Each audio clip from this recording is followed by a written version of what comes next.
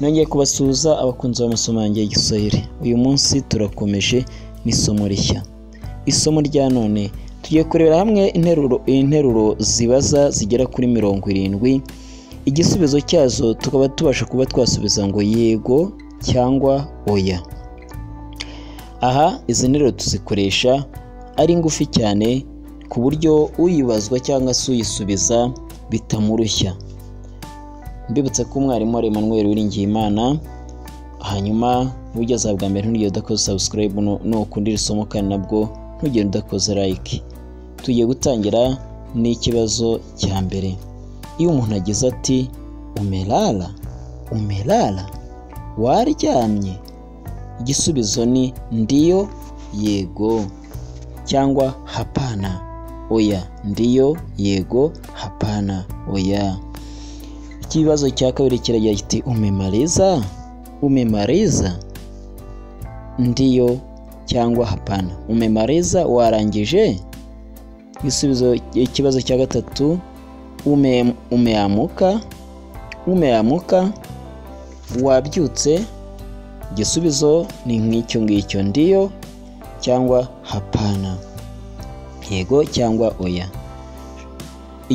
Ikibazo cya kane kiragira kiti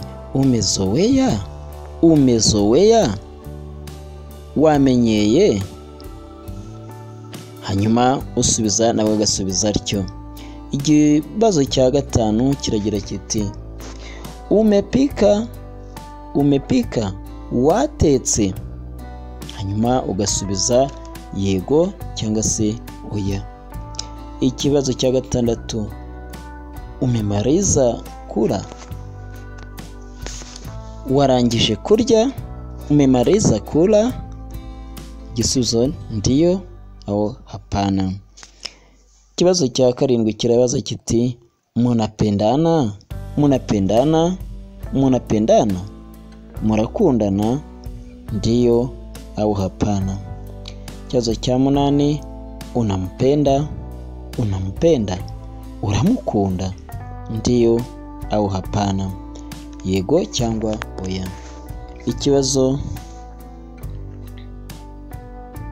cya 9 unanipenda, urankunda, ndiyo au hapana, yego cyangwa oya.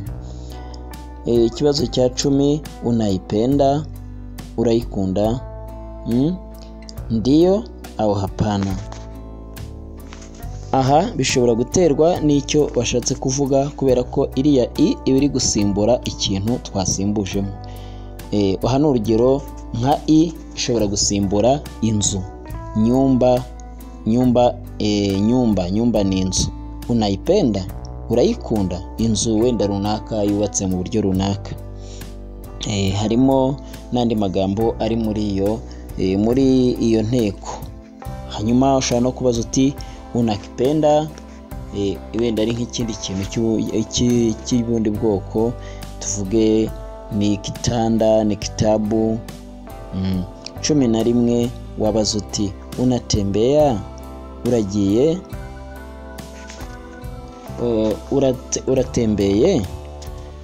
uratembeye, undati ndiyo cyangwa hapana. 12 umeanza, watangiye,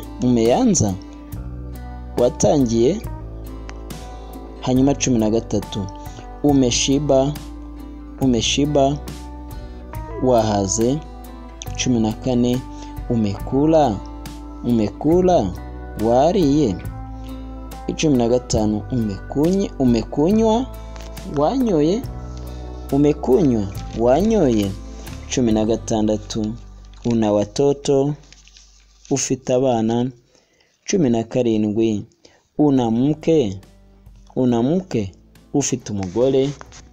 18 una mume, ufite umugabo. 19 unaugua, urarwaye.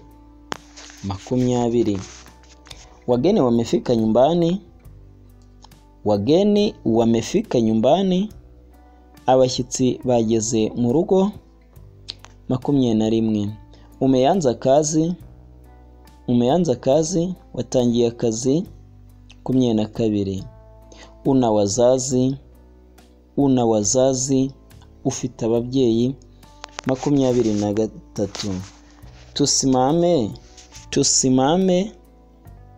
tusimame duhaguruke. 24 tuketi twicare. 25 tuanze dutangire. 26 tuyimbe turirimbe. 27 tuzungumuze tuganire. 28 tuharakishe twihutishe. 28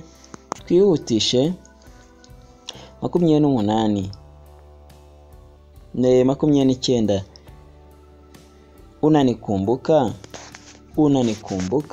uranyibuka. 30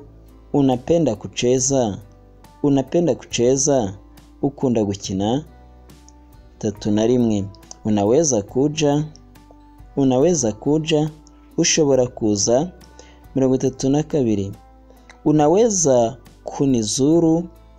unaweza kunizuru ushobora kunsura.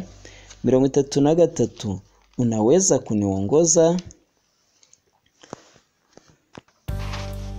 kunielekeza. Unaweza kunielekeza ushobora kunyobora. Kunielekeza nuva kuyobora umuntu nka kwa kundi ushaka ko akwereka inzira runaka yaho werekeje, kukwereka icyerekezo runaka. Se wenda ngiye ahantu ntazi, hanyuma runaka duhuriye mu nzira, ndamubajije nti unaweza kunielekeza? Arasubije ati ndiyo. Hari n'uwavuga atoya urabanza umpa amafaranga, barahari. 34 unaweza kunipa nafasi? Unaweza kunipa nafasi? Ushobora kumpa umwanya. 35 unaweza kunisikiliza? Ushobora kunyumva. 36 una uwezo ufite ubushobozi. 37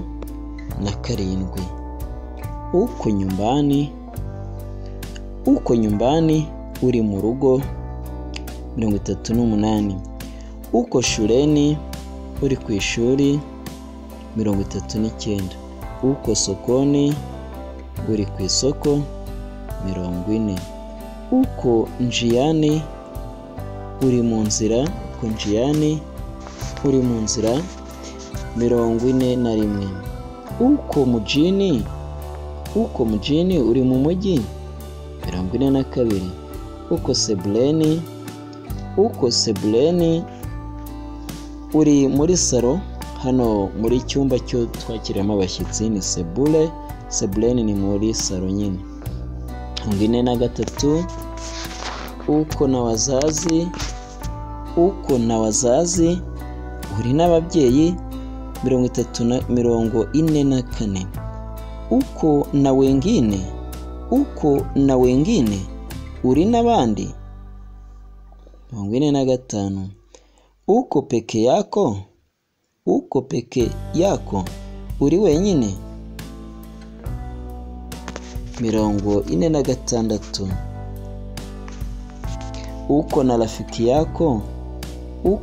rafiki yako uri n'inshuti yawe. 47 uko hospitalini uri mu bitaro. 48 utarudi uzagaruka. 49 unakubali uremeye. 50 unakataa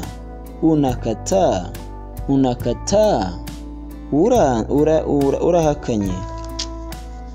Hanyuma 51